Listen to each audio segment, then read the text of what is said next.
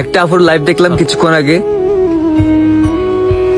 তো একটা কথা বলতে চাই আপু, যে টাকার সে এমনি থাকবে, যে যাওয়ার সে চলে যাবে। হয়তো আল্লাহ পাক আপনার জন্য ভালো কিছু চিন্তা করছে। এই আপুর সংসারটা ভেঙে গেছে শুধুমাত্র এই আপুর হাজবেন্ডের ফ্যামিলি চাইছিল হচ্ছে ছেলে হবে, এই আপু থেকে হয়েছে নাকি মেয়ে, এই জন্য সংসারটা ভেঙে গেছে।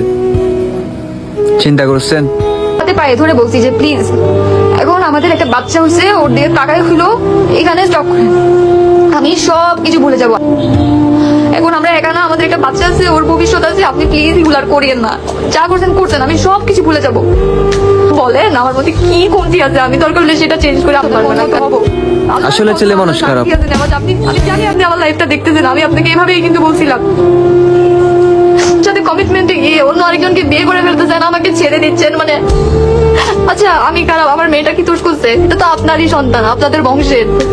আমার মেয়েটা তো একটা খোঁজ খবর পর্যন্ত আপনারা কেউ নেন না যে